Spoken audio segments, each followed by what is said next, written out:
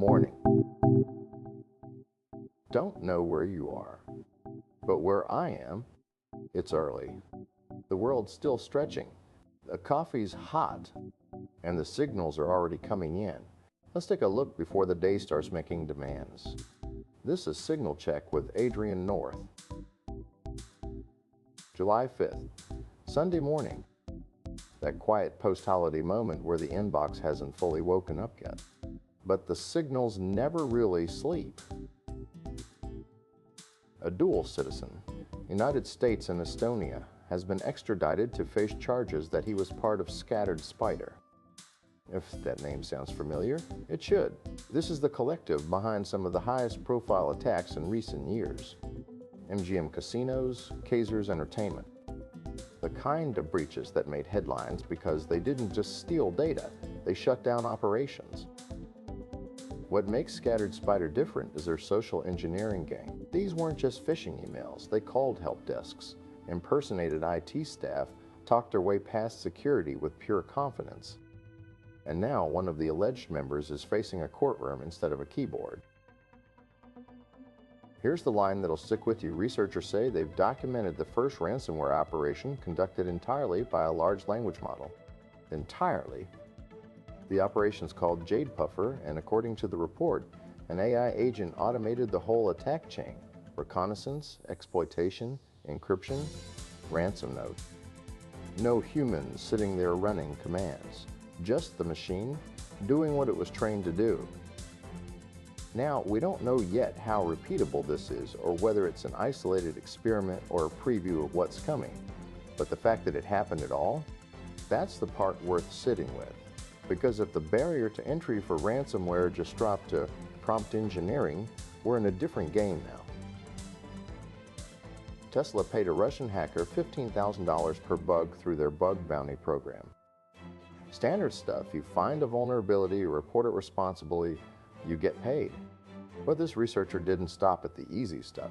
He kept digging and eventually uncovered a flaw so serious it ended up costing Tesla $243 million in settlements and fixes. $243 million.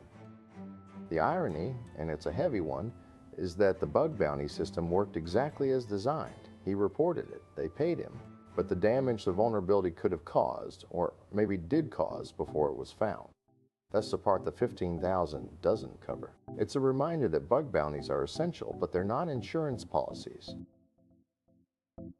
TISA dropped an alert Wednesday. A high-severity Microsoft SharePoint remote code execution flaw, patched back in May, is now being actively exploited in the wild. SharePoint is everywhere.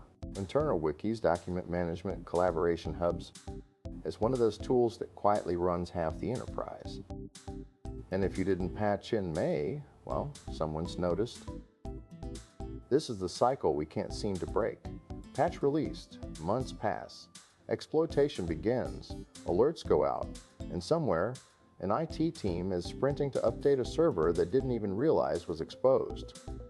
If you're running SharePoint, this one's not theoretical anymore.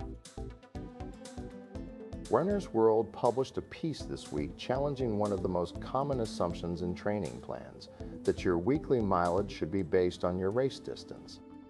Running a 5K? 30 miles a week. Marathon? 60, 70, more. Sounds logical, but one coach argues it's actually the wrong way to think about volume. What matters more, your training age, your injury history, how your body responds to load, your actual goals beyond just finishing. It's a good reminder that frameworks are useful until they're not. The map isn't the territory.